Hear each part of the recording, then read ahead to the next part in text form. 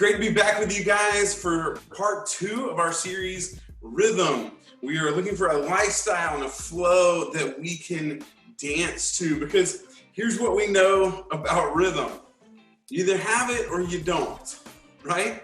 And if someone doesn't have it, it's really noticeable. You probably know who you are, right? Like maybe at your middle school dance or at prom or something like that, you learned, oh, I'm that person but doesn't have any rhythm, and you became really good at being a wallflower. But either have rhythm or you don't, and if you don't, people notice. And the same is true about our life. When your life is in sync, you barely notice, right? It just is what it is. But when your life is out of rhythm, it's noticeable to everyone. Everyone can see it. You can see it and feel it, and others can see it and feel it too. And so we're diving into what it looks like to have a life that is in sync, that is in rhythm, that is whole, and is complete. So we looked last week, just kind of to start everything off, we looked at a couple different things, and we looked at this guy by the name of Paul, who was writing a letter to a church in a place called Ephesus, and he writes this letter, and he's talking to them about how to live their life. And for many of them, this was a new kind of life that they were living. Look what he says. He says, imitate God, therefore, in everything you do, right? Big task. I'm sure if they had someone read that letter out loud, and they thought, well, okay, that sounds huge, right? Like God had seen maybe so far away, or God is this thing that maybe they had never seen in person.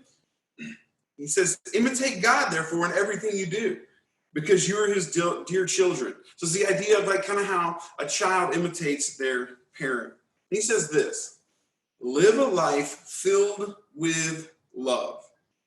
Now, wouldn't that be nice, right? You hear a lot about love in a lot of different ways, and he encourages them to live a life filled with love, following the example of Christ. So he says this, he says, like, hold on, you want to know how to love, you want to know how to live a life filled with love, you want to know how to imitate God, follow Jesus.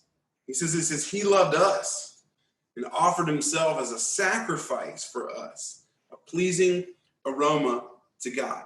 This idea of what we're following Jesus in a life filled with love is this sacrificial, this self-giving love of Jesus, which may seem like a simple concept. It's incredibly difficult to do. And we said this is kind of our overarching series idea worth discussing, is the life-giving rhythm of life is love, right? You want to be in rhythm in your life, and all the facets of your life are in sync together. The thing that will bind them and will put them in rhythm is love, a sacrificial love like Jesus. And Jesus said this, when asked about what are the two most important commands, what are the two things that were most important to do? He said to love God with your whole self and to love your neighbor as yourself. And that this was the rhythm, and it started with a love of God, loving God with your whole self. We looked at that last week, and we said that divine joy is experienced through divine relationship. And developing a rhythm of love in a loving relationship with God means developing a rhythm of trust. That trust, when we begin to trust in God, it is life-giving. We begin to live on the life and love that God provides, and we begin to do that for others, because we know there's no real relationship without trust, and God wants to be in relationship with us, others. Now, what I'm going to say next might be a little controversial, okay? So just go ahead and just be ready to be offended today, okay? Here we go. First off, most people consider themselves to be kind, right? Most people consider, I'm sure, sitting in your room wherever you are now, if someone were to ask you if you're a kind person, you would consider yourself to be kind, and most people consider themselves to be kind, because they don't consider themselves to be mean, right? Like there's almost this binary aspect, right? You're either kind or mean. And when we talk about this loving our neighbor, this rhythm of not just a love for God with our whole self, but our neighbor as ourselves, I think that this idea is going to be challenged. I think that maybe if you're out there and you think, yeah, I'm a kind person, you might leave today's discussion or enter the discussion portion of today thinking, maybe I'm not as kind as I thought I was just because I'm not mean. Because when Jesus gives those commands, he says that the greatest is to love God with your whole self and then to love your neighbor as yourself. There's a story in Luke where he's challenged with the question, what is the greatest of all the laws? And there was 630 laws that the Jewish people would have observed, all different kinds of laws. And they were all about being in relationship and being right with God. And so this question was common. Rabbi at that time would have been given this question, and they would have given their interpretation and their answer. And different groups had different answers. And so this wasn't necessarily someone challenging Jesus because they wanted to get at Jesus. This was someone challenging Jesus with the question that rabbis, teachers at that time would have been challenged with. And so Jesus says you have to love God with your whole self and love your neighbor as yourself. And then the next question comes up that I think is incredibly important. And the guy asks, and it says he's seeking to justify himself. He asks, well, then who is my neighbor? Who is my neighbor? And I think this question maybe came from this idea that laws tend to have loopholes, right? Remember your parents giving you rules, they give you strict rules, and you would always look for that loophole around it. I was great at loopholes, right? Like I'm going to stick to the letter of the law. We're going to push the spirit of the law away. I'm going to stick with the letter of the law, and I'm going to look for loopholes. But this idea of love, Jesus is going to close their loophole because he asks the question, who is our neighbor? Now, under common understanding at that time would have been that our neighbor, as the Jewish people, this was Jesus, a Jewish person talking to Jewish people, and their neighbor would have been the Jewish person next to them, right? The people that were part of their tribe, part of their family, nation was their neighbor. And then they had these other categories of people. They had categories of people that were the immigrants, the foreigner, the stranger, and there were laws on how to treat all of these people. But they understood their neighbor to be the Jewish person next to me, the person like me next to me. And Jesus is going to shatter this idea and actually open up this idea that, yes, that is your neighbor, and there's something bigger. So he does it by doing what Jesus does best. He tells a story. And I want us to look at this story today, and I want us to maybe see it in a way we've never seen it. And I want us to challenge the idea that I'm kind because I don't consider myself to be mean. I'm not mean, so I must be kind. And I want to say that there's maybe more to the story and more to that conversation. So let's look at the story Jesus tells. It says, Jesus replied to the story. Remember, the question is, who is my neighbor? A Jewish man was traveling from Jerusalem down to Jericho. So first character, number one, a Jewish man, right? Jesus, I think, distinguishes this so that the listeners begin to identify with this person. They begin to go, oh, I'm Jewish. This guy teaching is Jewish, so the guy is Jewish. And he was traveling from Jerusalem down to Jericho. And now Jericho is technically north. If you were to maybe look in, maybe your Bible has the maps in the back. Jericho is technically north, but it was at a lower sea level. So you were traveling down the entire time you were going there. It says, and he was attacked by bandits. So now we have new characters, right? We have this Jewish man traveling bandits, a group of people there to steal from him. And it says they stripped him of his clothes, beat him up, and left him half dead, or my Princess Bride fans out there, he was only mostly dead, beside the road. Okay, so we have the Jewish man, the bandits, rob him, leave him half dead. By chance, just happened to be people on the road. Here we go. By chance, a priest came along, another character. Now, they would have understood their priests to be some important people, right? The priests ran the temple. The priests were at the center of the worship that the people had to God. They were at the center of their religious and ethnic life together. The priests were there. The priests were there making the sacrifices, atoning for people, and doing the work of the temple. And this was considered important work. And so the priests, had he attended to this man, right? Like cleanliness and holiness was incredibly important to the priest. So if the man had been dead or died on his watch when he was caring for him, the priest could actually end up being declared unclean and temporarily restricted from his duties. And so we see the priest come on and says, but when he saw the man lying there, he crossed to the other side of the road and passed him by. So he's walking on the side, he sees him, and he goes away from the thing that would have made him technically, religiously, to the law of the Jewish people, unclean. It would have restricted him from his responsibilities. And so he goes to the other side and he keeps walking. It says a Levite walked over. So now we have a new character. A Levite also works in the temple, and the priests were in the direct line of Aaron, who was the first priest of Israel, and they were also part of the tribe of Levi, and they were in the direct line. But if you were part of the tribe of Levi, but not the direct line of Aaron, you were a Levite, which was a temple assistant, an assistant to the priest. And they were the ones that were maybe leading the choirs or leading public prayers or cleaning the temple in a lot of different ways. And both of these characters revolve around the temple, which was this Jewish center of holiness. It was the place where the people were made right with God. And the two people who worked at the place that helped the people get right with God passed this person by. And if you're a Jewish listener, like we sometimes we want to jump right into our own shoes and look at this. But if you were the listener at the time, you went, of course they did. That makes perfect sense. They didn't want to be restricted from their duties. They didn't want to be unclean. Of course they walked on the other side. It says the Levite walked over and looked at him lying there, but he also passed by on the other side. Then a despised Samaritan came along.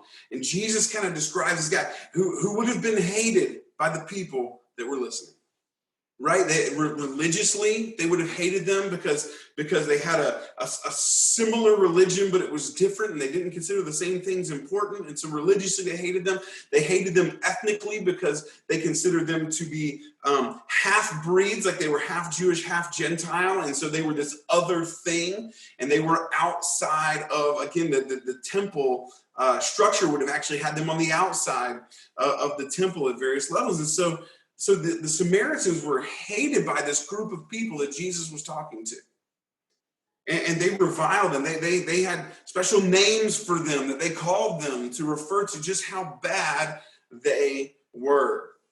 And Jesus is going to do something interesting with this character. He brings him onto the scene to maybe booze in the crowd. And it says, then the despised Samaritan came along, and when he saw the man, the Jewish man, remember, this other, he felt compassion for him. Now, this word compassion is interesting. Recently, I was interviewed by on this podcast. It was Compassionate Las Vegas, and it's a part of a charter to make Las Vegas a more compassionate city and kind of a city example of what compassion is. And so they had me on. They asked me. They said, we ask every person this question: what is compassion? Give us your definition of compassion. I've gone through and seen what the other people said. I kind of had to create my own, and really the idea that I came up with was from stories like this and another place where it talks about Jesus' compassion, is that compassion is the compelling force that moves us from saying we love people to showing we love people. This compassion is this thing that is done inside of us. The actual word there in the Greek has to do with like your guts, and this idea of like your guts hurting.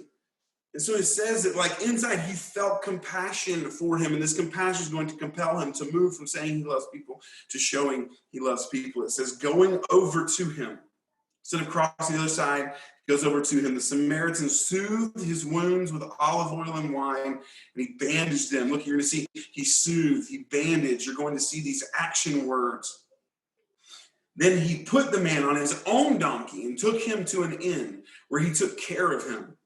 The next day he handed the innkeeper 2 silver coins, telling him, take care of this man. If the bill runs higher than this, I'll pay you the next time I'm here.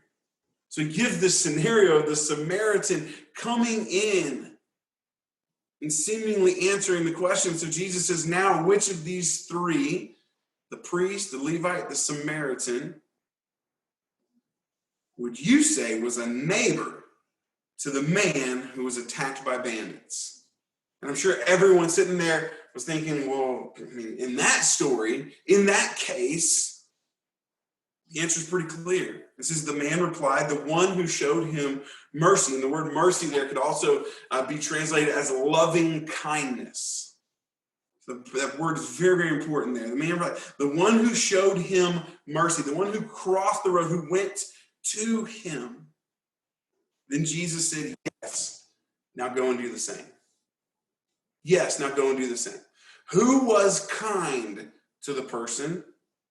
We've identified that in the story. Now go and do the same. But Jesus gives other people in the story, and I think is to distinguish between true kindness and something else.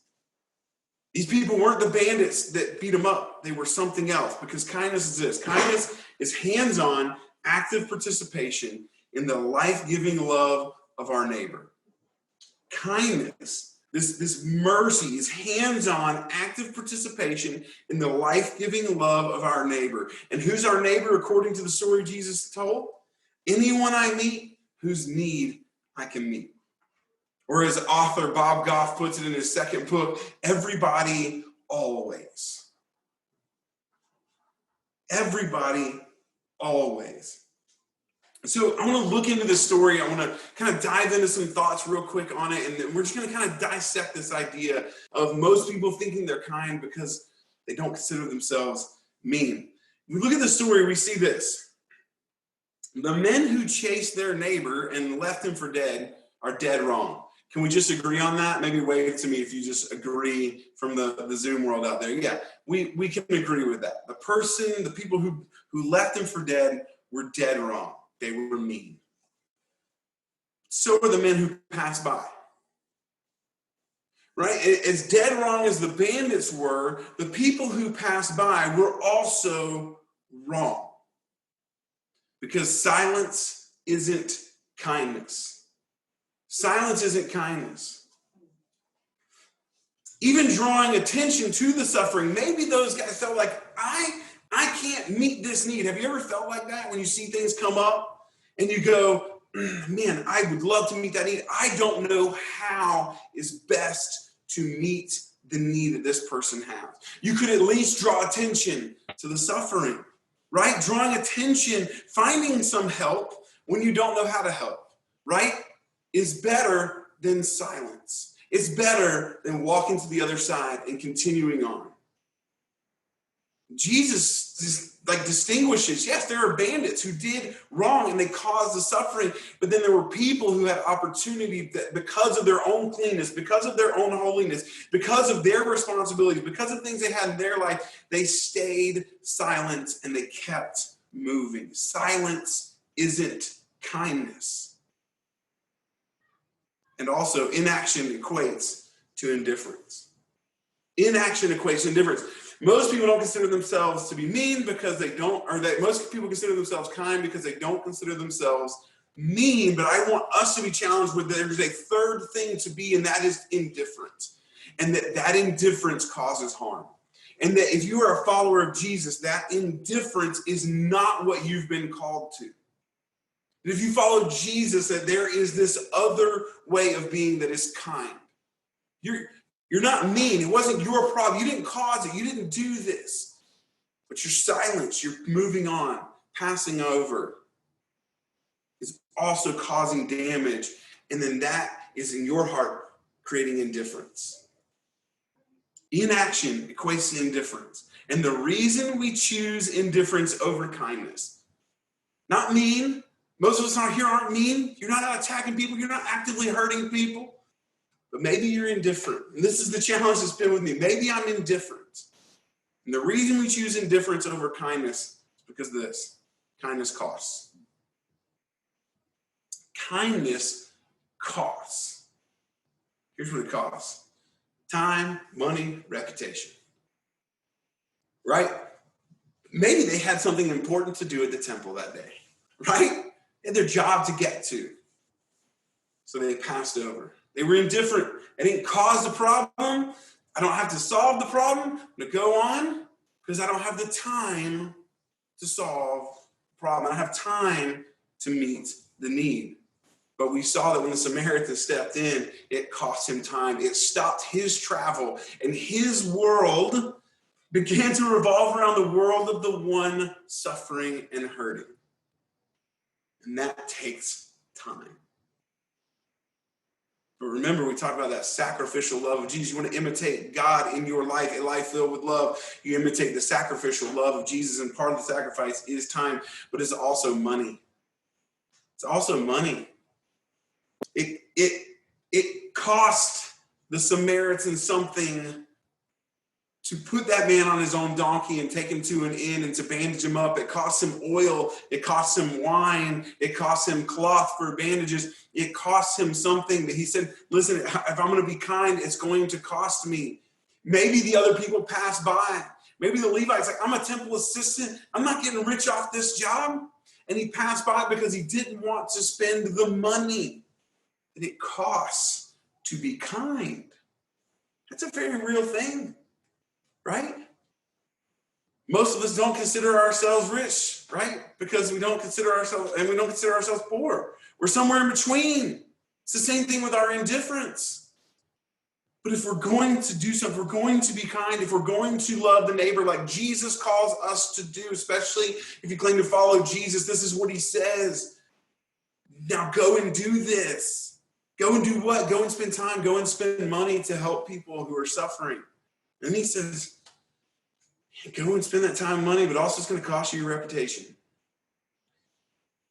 The idea that the first two people wanted to be holy and to be clean, right? Like if the man had died and they had touched him, they were done with their jobs and they would have been known to be unclean. And depending on how bad it was, there were different times that they would be restricted from their duties and they would be cast out of the temple.